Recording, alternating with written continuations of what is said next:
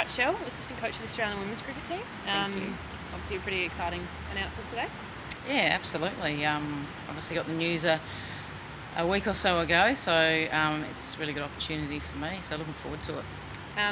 Fair bit of playing experience. Can you just talk us a little bit about your coaching experience sort of since you've retired and that pathway that you've come through? Sure. So I've been with the SA Scorpions and the WBBL Strikers for 2 seasons, and then prior to that also had the opportunity to coach with Ryan Harris at a CA under-19s team in the men's setup, so that was a really good experience, and also had some opportunities with the Shooting Stars and being involved in some of their camps and things like that in the pathway. So I guess I've had a bit of a variety of experiences, so looking forward to the next challenge. So having had quite a extensive career as a player, what was it that made you want to get into coaching and sort of pursue that? Yeah, look, I think initially I didn't go straight into coaching after I finished playing. I did work in cricket, I was in game development, and then an opportunity came up to coach, and I'd sort of done bits and pieces of it, but I guess once I sort of started doing it, I realised how much I did miss being involved in that team environment, and really enjoyed helping the young ones and being able to pass on some of the things that I learned in my career. Once I started doing it, I think it was something that I really realised that I did want to do and be part of. I suppose having been part of such a successful team, is that sort of what you think you can bring to the group, that you have had that success and sort of pass on your experience, or what is it as assistant coach that you think you can really contribute to the team? We had some good success when I played, and I just hope that I think it's the little things that you pick up as a player that you want to pass on to the players about being involved in that environment and making the most of it and just enjoying their cricket and helping them understand that if they're enjoying their cricket, they're probably going to be playing well anyway. So, I just hope to bring a bit of that to the group, as well as some real positive energy. You obviously don't start the role till late June, but what will some of the immediate goals be for you, and what are you going to try and achieve in your first little while in the role? Between sort of now and then I've got to travel to the UK with the women's Indigenous team, so that's pretty exciting. But then once I start the role, help head into the NPS program, helping out Leah Poulton there. So that's going to be a good challenge and pretty exciting too, because that's with some of the younger players coming through that I sort of probably haven't had a lot to do with in the past. So that'll be one of our immediate things to address. Just speaking about NPS, how important is that program for the development of the next generation, I suppose, and to have that depth in those players? Yeah, look, that's obviously it's a pretty new program in the women's system, and I think it's a really important program. It's shown some success already, and it just gets that next group of players ready to be able to perform at the top level. Quicker than they may have in the past. So it's a really important program for us, and just sort of makes sure that we're planning for the future as well. So you were on the tour to India recently, which was quite successful, finally winning that T20 series.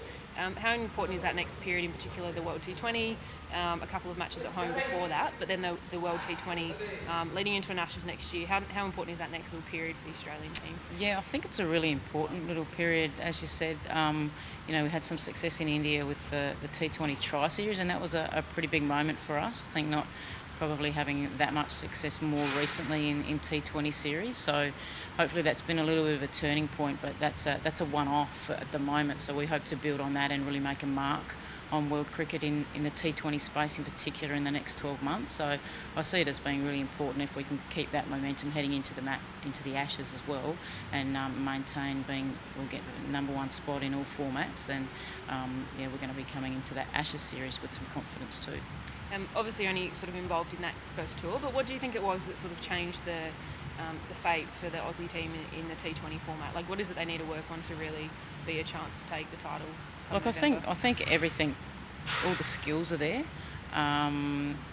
They talked about just having a bit of belief in just that style of play and committing to that and believing in that. And I think if they can continue to do that and have some really clear plans, and then when the heat is on, to be able to stick to those plans, I think is going to be really key for them as well moving forward. I think they were able to do that in India in some pretty tough conditions over there, so hopefully we can continue that trend moving forward. And as you mentioned, you'll be coaching the Indigenous team on a very historic tour of England. How exciting is it to be a part of a tour like that? Yeah, that's a huge honour. I was obviously involved in 2016 in the girls' first tour to India, and now heading to the UK with the men's team as well. So it's a huge honour to be involved in that program, and the tour this year is sort of celebrating the 1868 men's tour, and we're part of that whole process. So yeah, that's going to be really exciting. I'm looking forward to being part of that again. And I suppose, it's not the first time there's been a woman in the coaching setup with the Australian team, but how exciting is it to see the amount of females coaching at an elite level across the board? What's the landscape like? Do you think it's just going to get better and better? Yeah, absolutely. Like, there's quite a number of females coaching. There's obviously myself and Leah now in that setup at CA, but there's a number of females across the state teams and WBBL that are coaching as well, and the pathways are just becoming more and more, and I think we're seeing a lot more past players now move into coaching roles. I see Alex Blackwell's moving directly into a coaching role, which is fantastic. So I think as the game grows, as it is now, the pathway will open up, and you'll see more females moving into that space as well.